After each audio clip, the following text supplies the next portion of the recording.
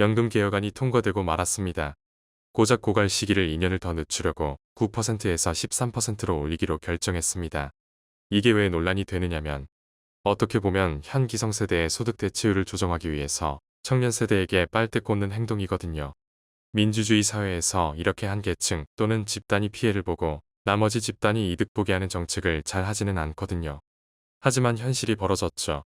청년들이 소외되었기 때문입니다. 우리나라의 민주주의 정치는 많이 후퇴하고 있습니다. 정치인들은 다 함께 어울려 사는 나라를 만들고 있지 않고 소위 정치공학적으로 계산하고 표를 많이 받는 집단에게 이득이 되는 정책으로 표구애를 하고 있습니다. 청년들이 바로 그 희생 대상이 되었던 거죠. 우리가 한번 생각해 봅시다. 지난 2022년 대선 때 청년 실업 문제, 청년 복지 등 굉장히 양당에서 많은 정책과 비전을 제시하지 않았습니까?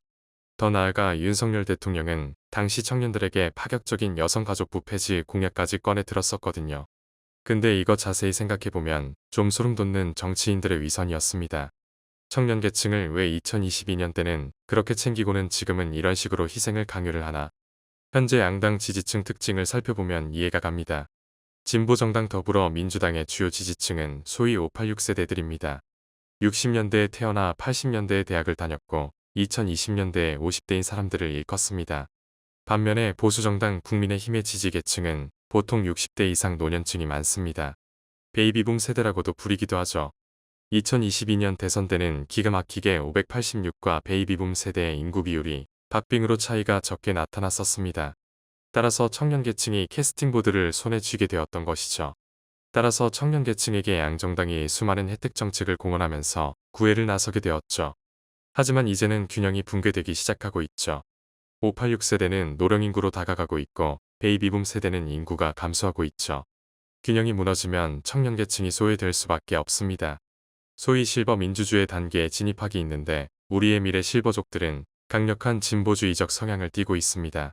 아시다시피 미국에서 인종차별이 굉장한 정치적 문제로 변질됐습니다.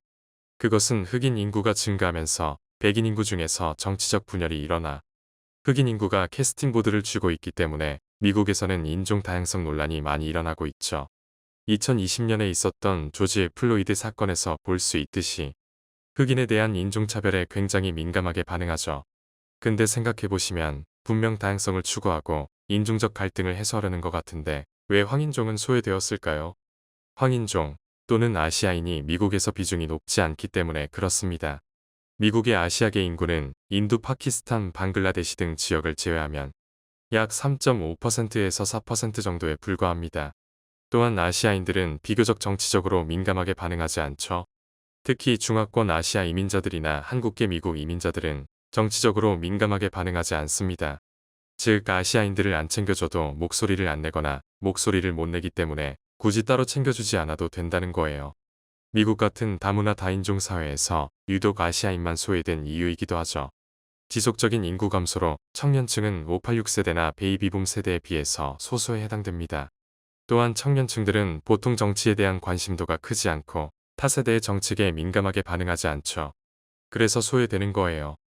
거기다 우리나라가 효를 중시한 전통 유교적인 문화가 뿌리 깊게 잡고 있기 때문에 젊은 사람들에게 과도한 책임과 의무를 부여하는 경향이 다른 나라보다도 큽니다.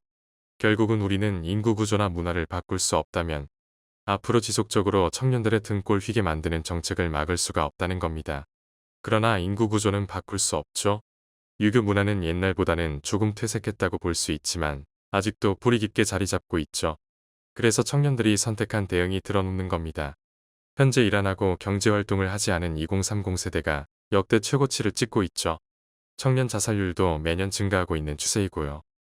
죽으면 그만이야 이제 농담처럼 안 들리는 때가 됐다는 거죠. 우리 청년들 관점에서 예를 하나 든다면 마치 어떤 게임이 운영과 시스템적으로 일부 유저들에게 부당하게 대하고 있다면 그 유저들은 게임을 접는다는 겁니다. 하지만 현실을 접을 수가 없죠. 그래서 그냥 틀어놓고 해야 할 일을 안 하고 트롤링을 하거나 즐겜을 해버린다는 거죠. 물론 청년들이 늘어눕는다고 해서 게임 속 트롤링처럼 남에게 피해주는 것은 사실상 없죠.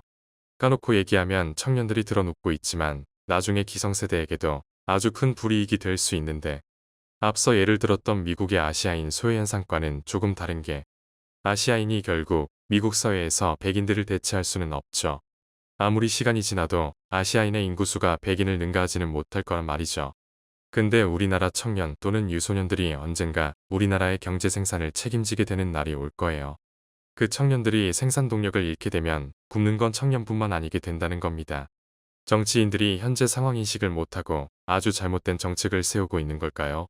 매일 밥 처먹고 국회에 앉아서 핸드폰으로 야잘만 보고 있는 것 같지만 그들도 이 정도는 생각했을 거라 믿습니다. 하지만 당장 표를 얻는 게 더 중요하니 이 나라 청년들은 알바노 신세가 된 것입니다. 청년뿐만 아니라 이 나라의 미래와도 함께 이 사람들에게는 내 알바노가 되었죠.